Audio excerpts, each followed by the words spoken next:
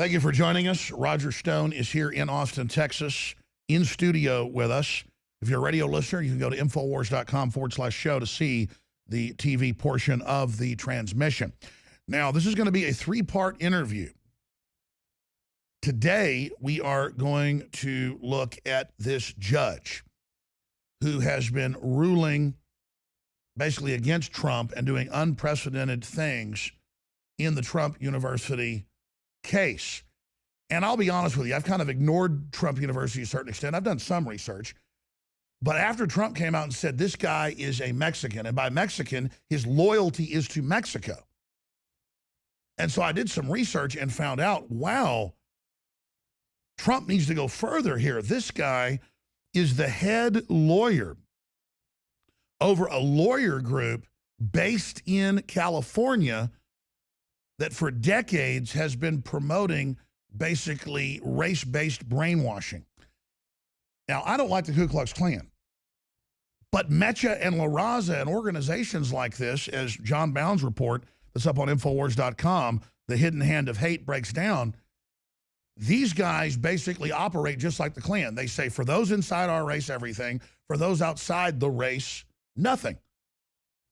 La Raza means the race. So I see Trump say this about this judge, and I think, what, you're just saying because he's Mexican in his heritage he ruled against you? Has Trump gone too far? And I go look it up, and the guy is worse than what Trump's saying.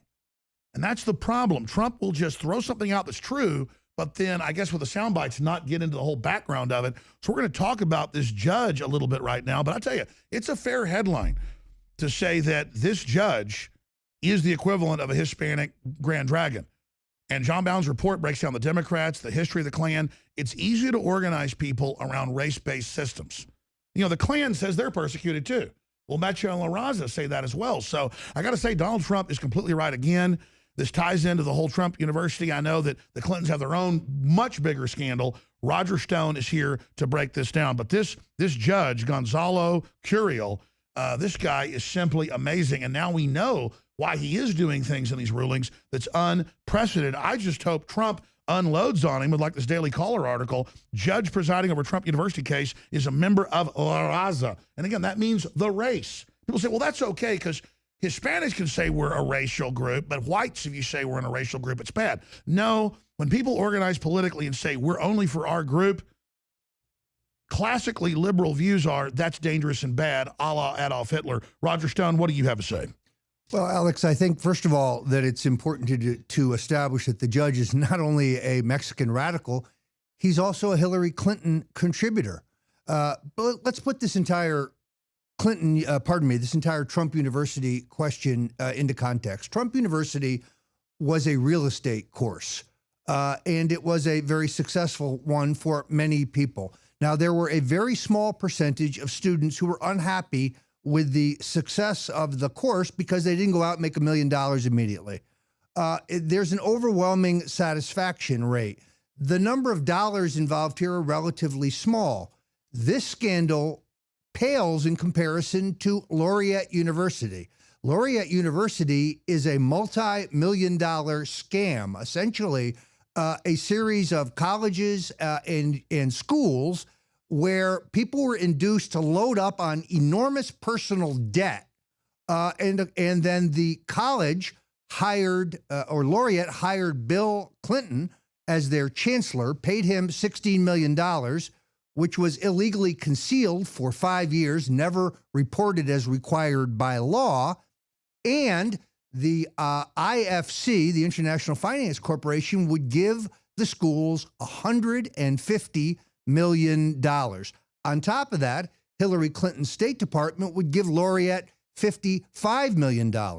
It turns out the guy running Laureate, Becker, is a convicted felon, a scamster who has also benefited and been a major donor to the Clinton Foundation. So Trump needs to counterpunch, Alex. He needs to be very blunt. Trump University, nothing compared to the scandal at Laureate University. The real question is, why isn't Laureate University on the front page of every paper in America instead of Trump University? I want to get back into the university. I want to get back into Mecha and La Raza. When I sit here and say that La Raza and Mecha are communistic, anti-white, racist organizations. I'm not exaggerating. Look it up. And I protested them. I protested the Klan. I find it distasteful. But the difference from the Klan is people know it's bad. It's being eradicated. Politically, people are turning away from it for decades. With the Metro and La Raza, it's pushed by the Fortune 500. It's pushed by the media because they want it. Yeah, it's politically correct. It's almost chic. It's radical chic to be for these poor Mexican people. And it's like Hispanics or whites or whoever wearing Che Guevara shirts when he said Native Americans, Mesoamericans were dumb animals. I don't think they are. I think they're great people. And, you know, there's this elitism with these communist groups and others that make me sick. But getting back to this, let's talk inside stuff with Trump and give me your real take on this. I know you will, or you'll just say you won't answer. Is this a pattern with Trump on purpose? Because he always puts out a little info. It sounds incendiary, and every time it turns out to be true, where he says this guy is a radical, he's a Mexican, he isn't for America because he's a Mexican. And I think, man, that's not true. A lot of people I know are some of the best Americans there are, super patriots. And then I go research, this guy is a flaming Grand Dragon, radical Hispanic racist. And but so they're attacking him. Is Trump waiting, knowing the rest will come out and he's proven right again? Am I wrong in saying Trump should do the data dump up front? Or did he just read an article, see the intel, say it, but not go all the way? I mean, is this planned, or is this Trump only launching half of his bullets? I think it's instinctual, Alex. I think that he understands that it is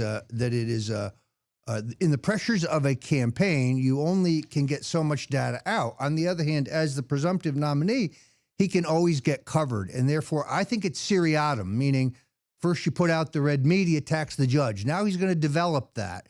And then he'll move to the counterpunch on Laureate. This issue is going to redound to his benefit because he's not a sitting duck. So that is what he's doing, though. He's smart, man. This is the guy we need as a president. I mean, it's very Machiavellian, but in a good way. Well, he understands the need to get your story out there in clips, in bites that people can digest.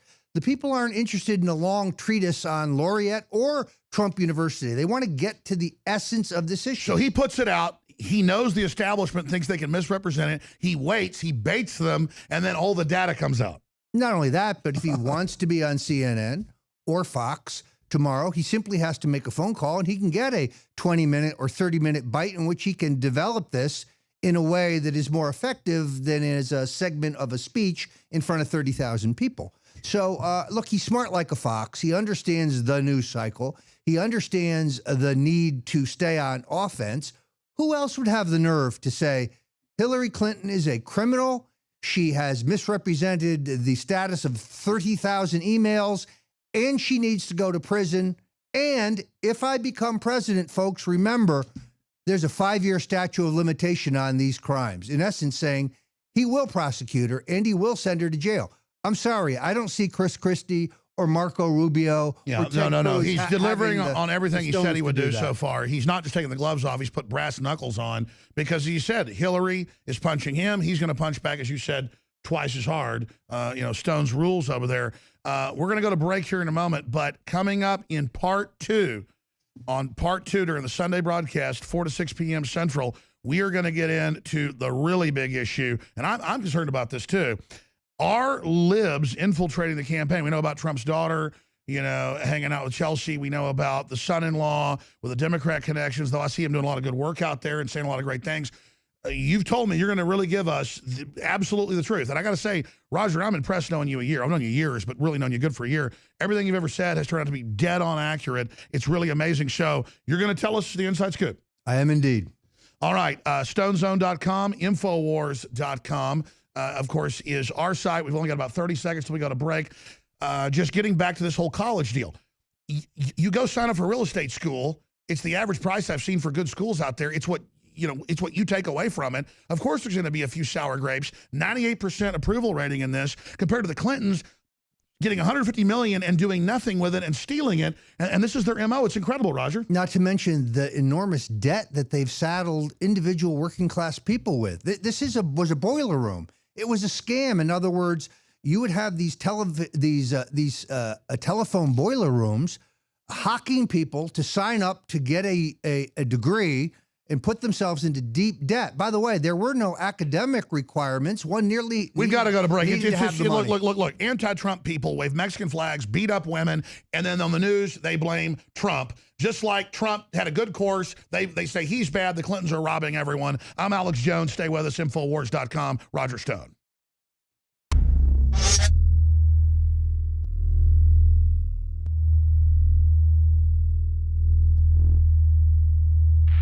Symbols are powerful, and the globalists have hijacked the symbols of America. They've turned them into their own symbols. Well, we are restoring the idea of the true republic, not the counterfeit globalist empire, by promoting the icon George Washington and others. That's why we're rolling out an 100% made in America line of incredible pro-liberty apparel. We are repopularizing liberty.